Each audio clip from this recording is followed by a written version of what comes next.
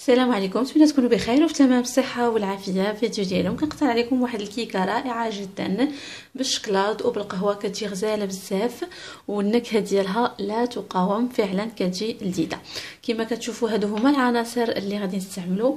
كما كتشوفوا عندي هنايا الدقيق واحد 2 كيسان ونص، يعني من 2 كيسان حتى 2 كيسان ونص غادي نشوفوا، غادي ندير ونشوف على حسب نوعيه الطحين. المهم غنحتاجوا 2 كيسان ونص. غنحتاج 4 البيضات صغارين، الا عندكم بيضات كبار ديروا 3.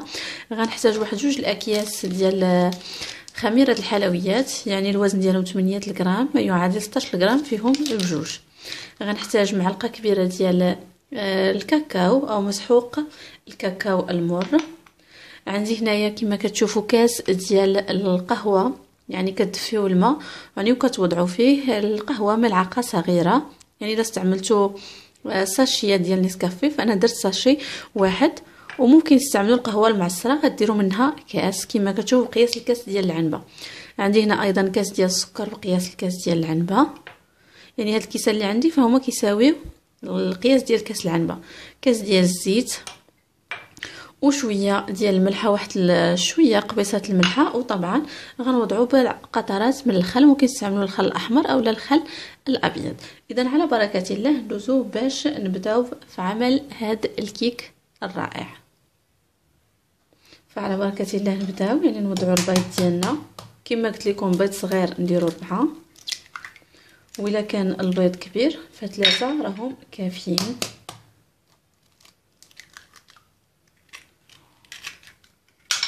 فهاد الكيكه كتجي غزاله بزاف ولذيذه.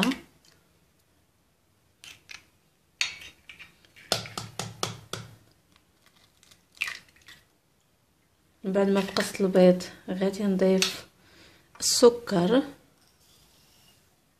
كاس كما قلنا بقياس الكاس ديال العنبه. نخلطو نخدموا يعني هاد المكونات بجوج، البيض وسنيده ولا السكر سنيده، باش يطيح لينا داك السكر ما يبقاش ويتجانس ايضا مع البيض. طبعا اللي عنده الخلاط الكهربائي ممكن يستعملوا.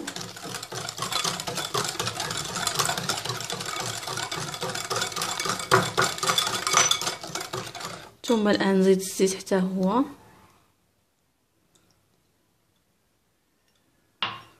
ونتابع التحريك مزيان.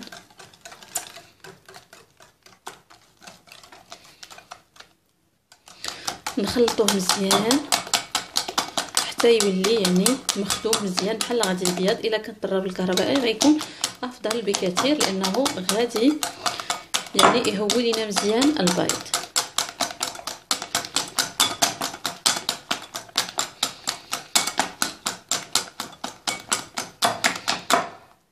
هانتوما كما كتشوفوا غنضيف الان حتى ديك القبيصه ديال الملحه ونتابع التحريك. ثم الان غادي نضيف القهوه ديالي كما كتشوفوا هي هذه، ونحرك.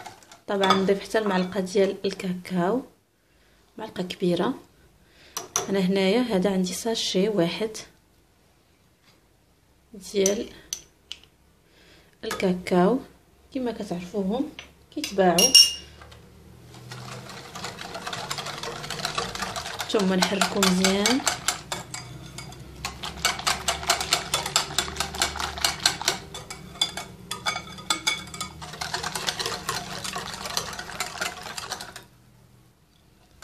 نخلطو مزيان. الا كانوا باقيين شي حبيبات ولا شي حاجه يذوبوا لينا ديال الكاكاو. اما القهوه فراها يعني وضعناها في الماء الدافئ اللي خلاها انها يعني تذوب.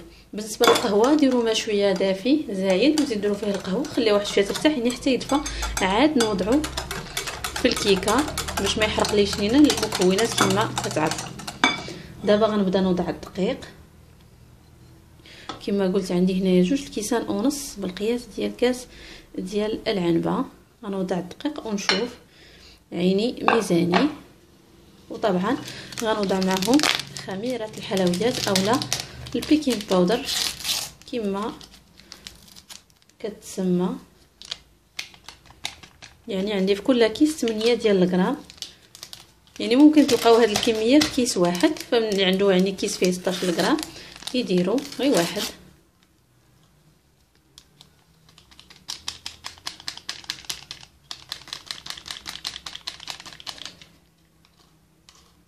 ثم نبداو في التحريك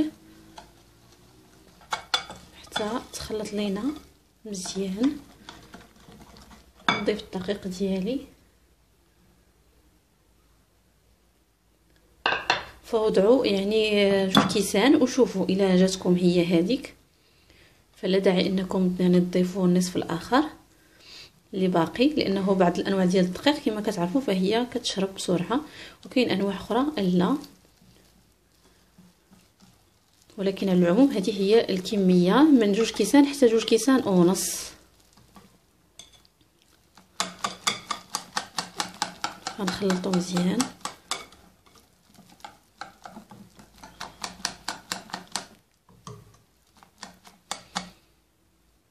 ثم نضيف الباقي ديال الدقيق ونحرك، نتابع التحريك.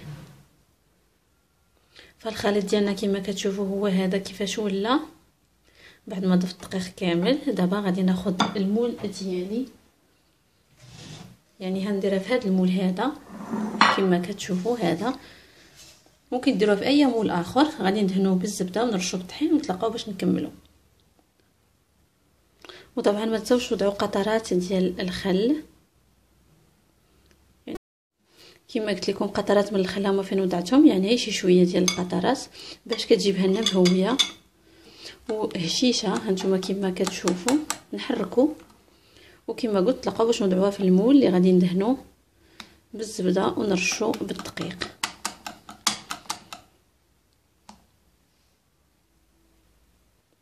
ثم الان غنصبوها في المول ديالنا.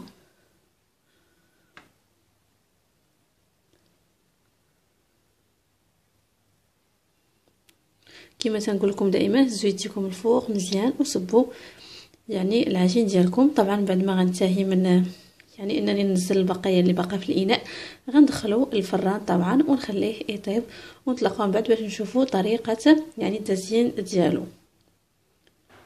ثم باش نسقيو الكيكه ديالنا فغنحتاجو نصايبوا لها واحد الكريم اللي غادي نسقيوها بها. غندير واحد المعلقه ديال الزبده،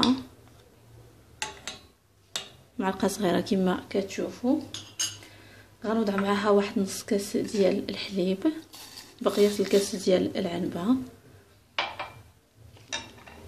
غنوضع ايضا مع واحد المعلقه صغيره ديال قهوه سريعه الذوبان، ولا كيس واحد يعني العبار ديال فيه معلقه صغيره. وطبعا مع التحريك ديروا العافيه غير مهيله، ما تكونش دايره، تكونش مجهده. غنوضع واحد 6 ديال القطع ديال الشوكولات حتى هما باش يعطيوني مذاق زوين لهاد الصلصه. يمكنكم تزيدوا الا بغيتوا باش تجي اغنى اكثر. وغنوضع ايضا واحد المعلقه ديال الكاكاو الحلو ماشي المر مع الكل مع التحريك طبعا، والعافيه دائما مهيله.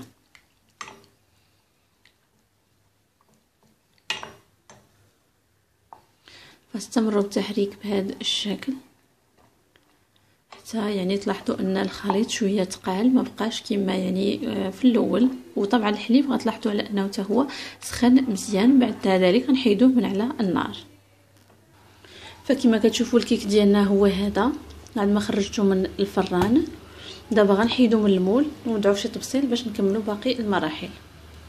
كما كتشوفوا هي دي بعد ما حيدتها من المول ها كيفاش كتجي. ثم نبداو نديرو ثقوب يعني هكذا اولا يعني غير بشي بالقطيب ديال الشوا بتقيبات هكا باش غادي نسقيوها بديك لاصوص اللي صايبتها. ونبدا كما قلت نحط عليها هذيك لاصوص على الوجه ديالها بهذه الطريقه باش غادي تشربها وتعطيها منظر جميل جدا. فغنستمر هكا حتى نسقيها بالكامل. وطبعا بالنسبه للاطراف غنستعمل لهم واحد الشيته اللي كنستعملوها في الدهن باش ندهن لها حتى الجنبات، يعني خاصني نغلفها كامله بهذا السيرو. اولا هاد الصلصه ديال الشوكولاط والقهوه.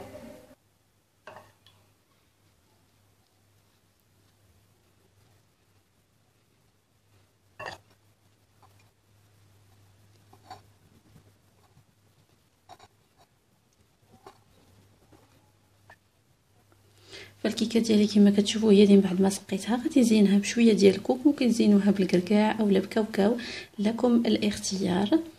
فغندير لها غير شي شويه هكذا في بعض الاماكن. فكما كتشوفوا هي مازال يعني فيها الشوكولاط كتير، فكتجي عن جد هائله ولذيذه بزاف بزاف. ندير لها غير نقاط هكذا بالكوك.